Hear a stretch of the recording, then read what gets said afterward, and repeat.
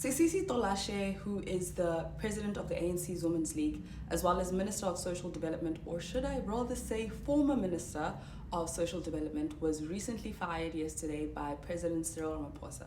President Ramaphosa initiated Section 91(2) of the Constitution, which basically gives him the power to hire or fire ministers based off of their behavior. The presidency itself did not give a reason as to why she was fired, but we already know. But if you don't already know, let's get into the different scandals that might have allegedly led to this firing. The first and most obvious is the situation with the cars, which has been trending on social media. 2023, two luxury SUVs, specifically the Bayak Beijing X55S, one in yellow and one in white, were allegedly donated by Chinese representatives to the ANC's Women's League. Each car is worth between 400,000 Rand to 500,000 Rand. So all in all, we're talking about two vehicles with a total worth and value of about close to R1 million.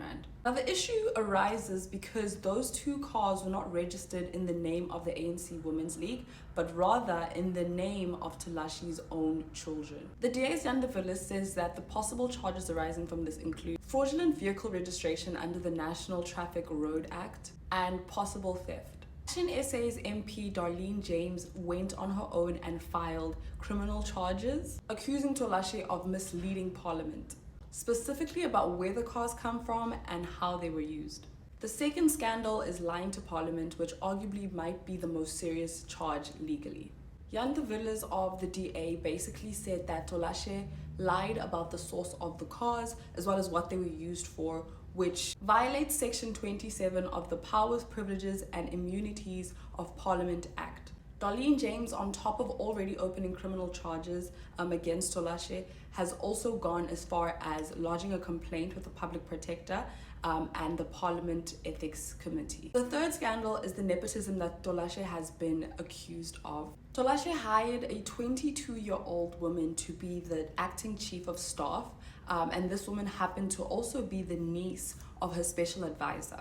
And this obviously raised a lot of alarm bells because a 22-year-old who doesn't necessarily even have the experience or the qualification to hold the position of an acting chief of staff for a government department, is definitely alarming.